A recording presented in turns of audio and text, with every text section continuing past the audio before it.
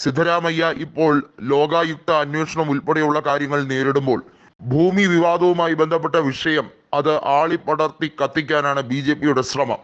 സിദ്ധരാമയ്യയെ കൊണ്ട് രാജിവെപ്പിച്ച് കോൺഗ്രസ് സർക്കാരിനെ പ്രതിസന്ധിയിലാക്കാം എന്ന BJPയുടെ മോഹം അത് വെറും വ്യാമോഹം മാത്രമാണ്.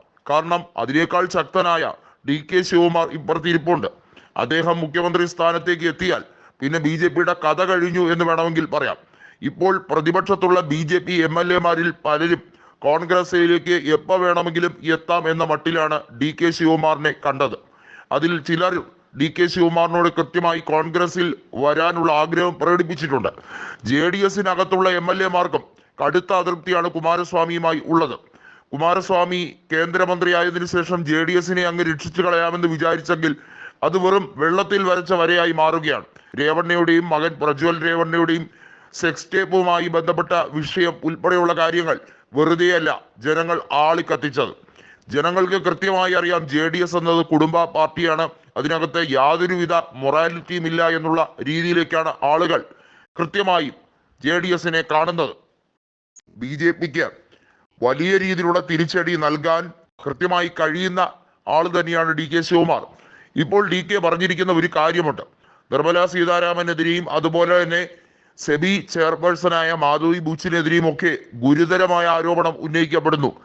ഈ രാജ്യത്തെ ഷെയർ മാർക്കറ്റുമായി ബന്ധപ്പെട്ട കാര്യത്തിൽ വൻകിട കോർപ്പറേറ്റ് അഴിമതിയാണ് BJP സർക്കാർ ഒത്താശ ചെയ്തു കൊടുക്കുന്നത്. അതിനെതിരെ ഒരു ചെറുവിരൽ പോലും അനക്കാതെ കൃത്യമായും സിദ്ധരാമയ്യെ ടാർഗറ്റ് ചെയ്യുന്നത് എന്തിനെന്നറിയാം. കോൺഗ്രസിനെ ദുർബലപ്പെടുത്തി കളയാമെന്നാണ് വിചാരമെങ്കിൽ അത് നടക്കില്ല. കർണാടകയിൽ കോൺഗ്രസ് ഇതിലും ശക്തമായി കൂടുതൽ സീറ്റുകളോടെ വീണ്ടും അധികാരത്തിൽ വരാൻ പോവുകയാണ്.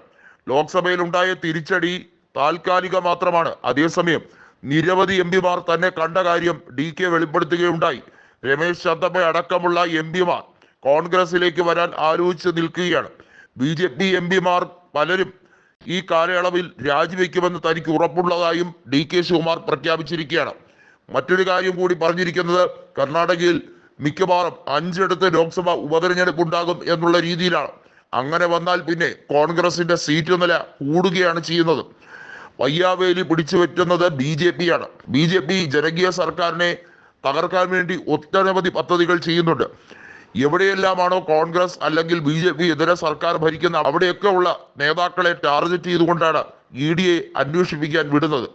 അതുവഴിയാണ് ഇവരെ പലരെയും കൃത്യമായി ബ്ലാക്ക്മെയിൽ ചെയ്ത് അകത്താക്കാൻ വേണ്ടി ശ്രമിക്കുന്നത്. വാസ്തവത്തിൽ BJP-യോടൊപ്പം കൂടിയാൽ ആ കേസുകളെല്ലാം പോകും. അജിത് പവാറിൻ്റെത് അതിനൊരു ഉദാഹരണം മാത്രമാണ്. DK-യുടെ മുമ്പിൽ BJP-യുടെ ഒരു കളിയും ചിലവാകില്ല എന്ന് വീണ്ടും വീണ്ടും അദ്ദേഹം വിളിച്ചോതുകയാണ്.